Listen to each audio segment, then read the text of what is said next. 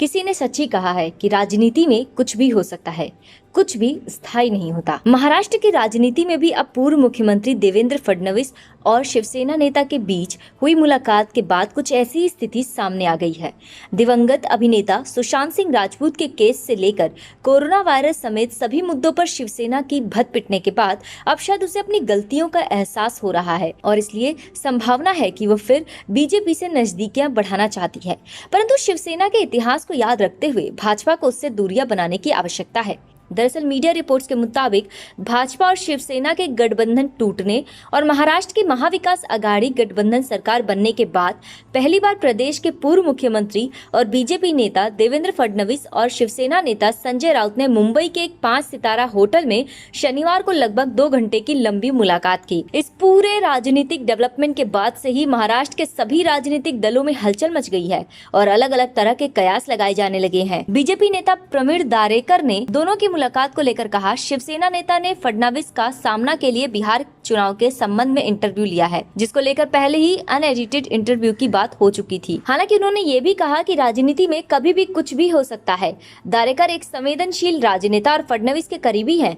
ऐसे में उनकी ये बात लोगों को पच नहीं रही थी। वहीं भाजपा के प्रदेश अध्यक्ष चंद्रकांत दादा पाटिल ने कहा, हम सरकार गिराने का प्रयास नहीं करेंगे। अगर ये अपने अंतर विरोध के कारण गिरती है तो आगे क्या होगा कुछ नहीं पता। इस मुद्दे पर जब संजय राउत से सवाल पूछा गया तो उन्होंने बताया कि मुलाकात बस इंटरव्यू के सिलसिले में ही थी और फडणवीस के साथ रिश्तों को लेकर उन्होंने कहा कि हम दुश्मन नहीं है।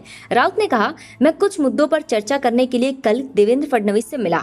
वह पूर्व सीएम है, इसके अलावा महाराष्ट्र के विपक्ष नेता हैं और बिहार चुनाव के लिए भाजपा के प्रभारी भी हैं। वैचारिक मतभेद हो सकते हैं लेकिन हम दुश्मन नहीं है। मुख्यमंत्री उद्धव ठाकरे को हमारी बैठक के बारे में जानकारी है। गौरतलब है कि शिवसेना का जब भाजपा से गठबंधन टूटा था तो उसकी शुरुआत शिवसेना की तरफ से राज्यसभा सांसद संजय राउत ने ही की थी। संजय राउत ने भाजपा समेत प्रधानमंत्री नरेंद्र मोदी पर इतने पुराने साथ के बावजूद बेतरतीब तरीके से विवादित बयान दिए थे। इन सब के बावजूद जब तक आधिकारिक रूप से गठबंधन नहीं टूटा तब तक भाजपा ने कोई आक्रामक पलटवार नहीं किया था। ऐसे में अब संजय राउत का अचानक से फडणवीस से मिलना नई राजनीतिक उहापोह की स्थिति को जन्म दे सकता है। गौरतलब है कि पिछले साल भाजपा के साथ गठबंधन में चुनाव लड़ने के बाद जिस तरह से शिवसेना ने मुख्यमंत्री पद के लिए भाजपा का हाथ झटकते हुए विपक्षी विचारधारा वाली कांग्रेस एनसीपी के साथ सरकार बनाई थी, उस वक्त से लेकर अब तक शिवसेना अक्सर अपने कार्यों को लेकर चर्चा में रही है। पालघर में संतों की हत्या, पत्रकारों पर बेजा एफआईआर, कोरोना वायरस को रोकने में विफलता, अभिनेत्री कंगना रनौत के साथ विवाद, पूर्व सैनिक के साथ मारपीट और सबसे महत्वपूर्ण दिवंगत बॉलीवुड अभिनेता सुशांत सिंह राजपूत के केस में